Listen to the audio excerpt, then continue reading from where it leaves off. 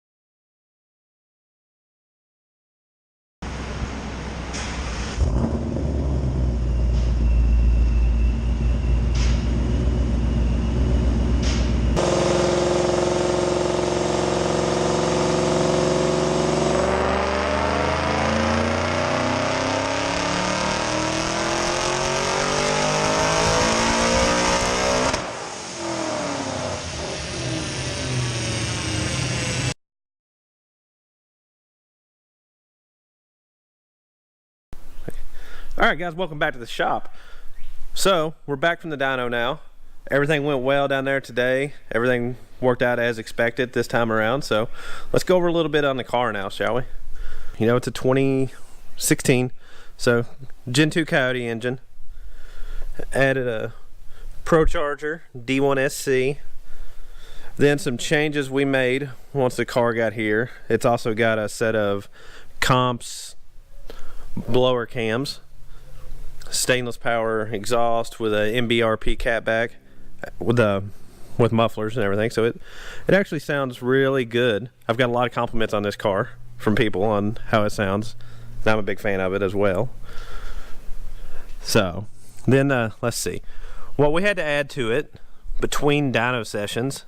The first session we went to, we ran out of fuel at around 6,000 RPM, so we removed the system and installed a 4 triple pump system, then went from ID 1000s to a set of ID 1300s.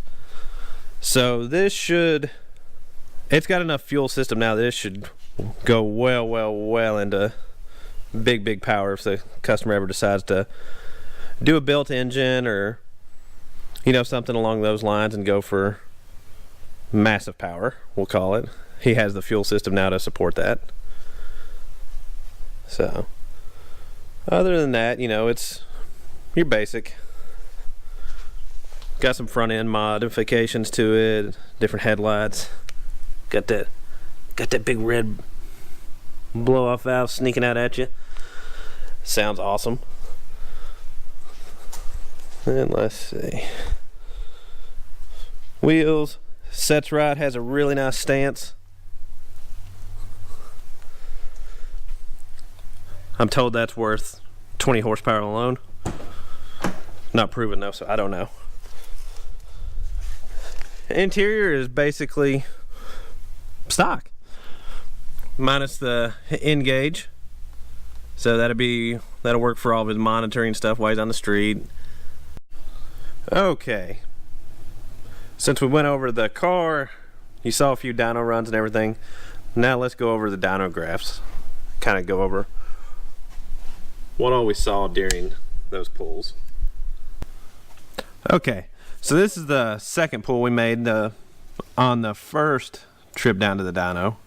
As you can see, 868 horsepower, 695 foot-pounds of torque. Really good results, you know, be happy with that. But as you can see right here, right around 6,500 is where we were beyond out of fuel system. And you can see the power curve started falling down.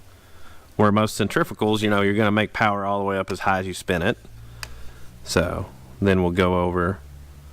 This is the first pull we made with the new fuel system, just to run up to about 6,500 or so, just to make sure fueling was good, that everything was proper.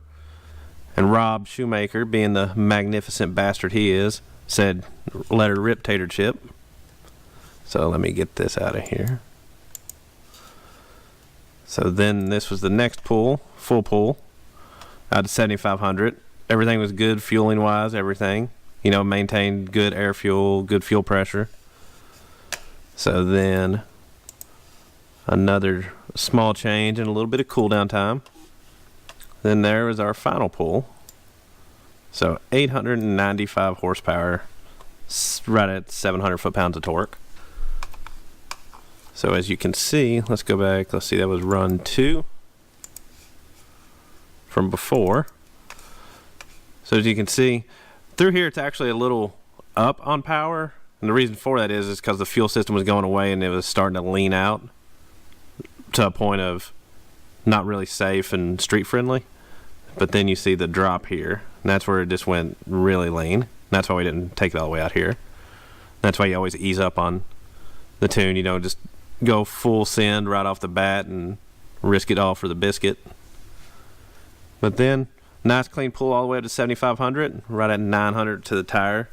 So very, very happy with those results. And like I said earlier in the video, now there's a fuel system on this car that can support, you know, well into 4-digit horsepower on E85 for this customer once he decides to really turn that D1 up, or maybe an F1A 94 built motor, who knows. So as always, guys, thanks for checking out this video, hanging out with me a little bit today. I've got a few more projects coming up that we'll be bringing you in on, doing some video, that type of stuff on. So as always, like, share, subscribe this video, and hang out, and catch you guys on the next one.